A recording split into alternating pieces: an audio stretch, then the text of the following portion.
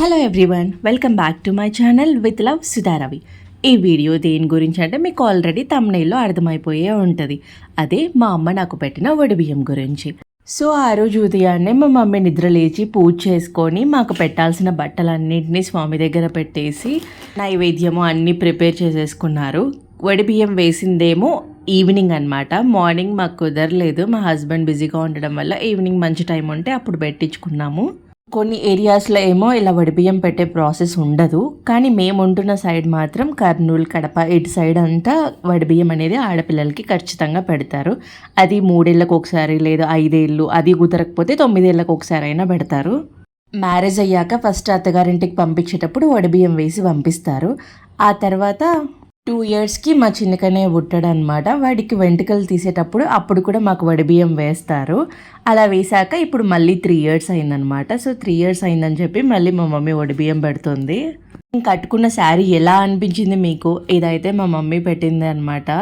వడిబియ్యంకి 2 చీరలు తీసుకుంటారు. యాక్చువల్లీ ఎవరికి ఉన్నంతలో వాళ్ళు తీసుకుంటారు, కానీ మా మమ్మీ మాత్రం నాకు ప్రతిసారి వడిబియ్యం వేసేటప్పుడు పట్టు చీరే పెడతారు. ఒకటి పట్టు చీర పెడతారు, ఒకటి ఫ్యాన్సీ శారీ తీసుకుంటాము. ఆ పట్టు చీరని మనము కట్టుకొని కూర్చుంటాము. ఆ కట్టుకున్న చీరలోనే వడిబియ్యం అనేది వేస్తారనమాట. ఇంకొక శారీ ఉంది కదా, ఫ్యాన్సీ శారీ, అది వడిబియ్యంతో పాటు ఆ చీరని వడిలో పెడతారు మనకి.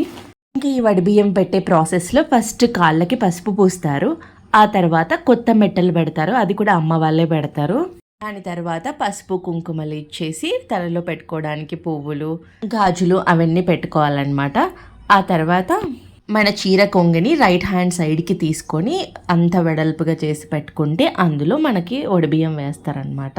మా చిన్నకనే మాత్రం ఈ ప్రాసెస్ అంతా వాడికి బాగా నచ్చిందేమో, అక్కడే నిలబడి మొత్తం అంతా చూశాడు. యాక్చువల్లీ వాడు 9 మంత్స్లో ఉన్నప్పుడు వెంట్రుకలు తీయించాము, అప్పుడు వడిబియ్యం వేశారు. సో వాడికి అదేం అర్థం కాదు కదా, చిన్న ఏజ్. సో ఇప్పుడేమో అన్నీ అర్థమవుతున్నాయి. ఇంకా ఇలా తీసి పెట్టుకున్న చీర కొంగులో ఒక బ్లౌజ్ క్లాత్ని ఇలా స్ప్రెడ్ చేస్తారు. స్ప్రెడ్ చేశాక ఫస్ట్ పసుపు కుంకుమ అందులో వేసి స్టార్ట్ చేస్తారనమాట. ఇదేంటంటే 9 పొరలతో ఒక పసుపు తాడు మనం తయారు చేసుకుని అది కూడా మెడలో వేసేస్తారు. అలా పసుపు కుంకుమ వేశాక అందులో పువ్వులు పెట్టేసి తాంబూలం పెడతారు. తాంబూలం పెట్టాక మళ్ళీ ఒక బ్లౌజ్ పీస్ పెడతారు. పెట్టిన తర్వాత వడిబియ్యం అనేది స్టార్ట్ చేస్తారు. ఆ వడిబియ్యంలో ఏమేమి ఉంటాయంటే కొబ్బరి గిన్నెలు, బెల్లము, వెల్లుల్లిలు ఉంటాయి. కొన్ని సైడ్స్ వెల్లుల్లి పెట్టరు, కొన్ని సైడ్స్ వెల్లుల్లి పెడతారు. ఇంకా అలాగే ఫ్రూట్స్ ఉంటాయి, యాపిల్, దానిమ్మ పెడతారు. దానిమ్మ పండు మాత్రం కంపల్సరీగా పెడతారు. ఎందుకంటే దానిమ్మ పండు అమ్మవారు అంటే లక్ష్మీదేవికి ఇష్టమైన పండు అనమాట. సో మనకి పెట్టేటప్పుడు లక్ష్మీదేవి స్వరూపంగా మనకి ఆ దానిమ్మ పళ్ళు కూడా ఖచ్చితంగా పెడతారు. అది కూడా ఎందుకంటే ఆ దానిమ్మ పండులో ఉన్న గింజల్లాగా మన వంశం అభివృద్ధి చెంది మనకి అంత సంపద రావాలని దానిమ్మ పళ్ళను పెడతారు. వెల్లుల్లిలు కూడా ఇంచుమించు అలాంటి రీజన్ గురించి సింబాలిక్గా పెడతారు. బియ్యాన్ని అంతటిని మన ఒడిలో వేసిన తర్వాత మనం పిరికిడి నిండుగా బియ్యం తీసుకొని 5 సార్లు 5 కుప్పలుగా పెట్టాలన్నమాట. ఈ బియ్యం పెట్టే ముందుగా మనం మనసులో ఏమని తలుచుకోవాలి అంటే మన పుట్టిల్లు ఎప్పుడు అష్ట ఐశ్వర్యాలతో నిండుగా కలకలలాడుతూ ఉండాలని కోరుకోవాలి.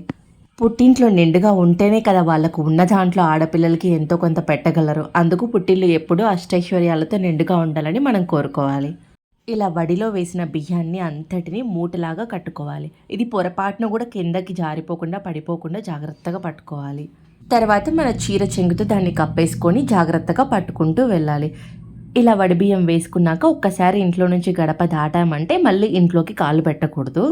అయితే కొందరు దూరంగా వెళ్ళే ఊర్లు ఉంటాయి కదా, అలాంటి వాళ్ళు ఏం చేస్తారంటే గుడిలోకి వెళ్ళి అక్కడ కాసేపు ఉండి వడిబియ్యాన్ని విప్పుకొని అదంతా ఒక కవర్లోకి పెట్టేసుకొని తర్వాత ఇంటికి వెళ్తారనమాట.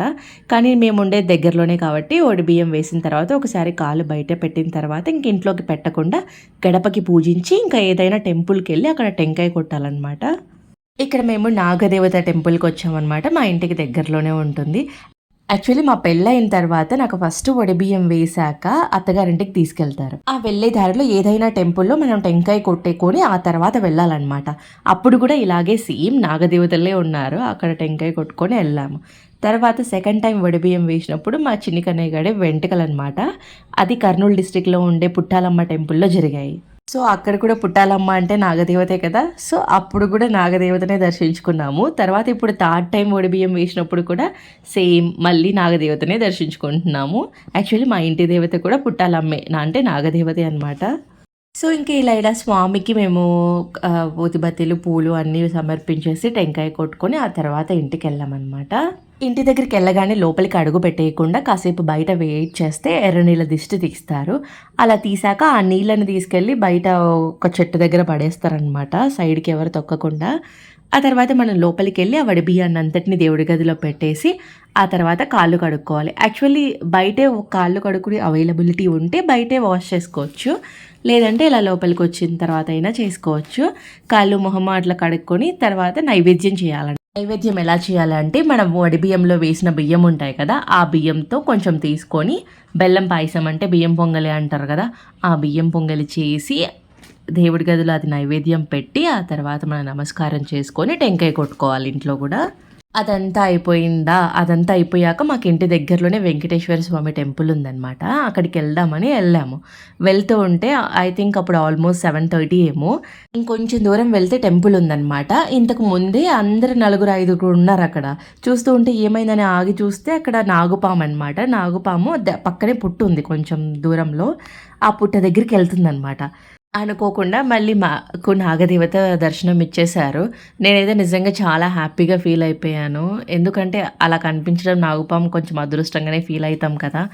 నాగుపాము కూడా ఎవరిని ఏమీ అనకుండా పాపం దాని దారిన అది వెళ్ళిపోయింది. ఎనీవే నా వీడియో మీకు నచ్చింది అనుకుంటున్నాను. నచ్చితే సబ్స్క్రైబ్.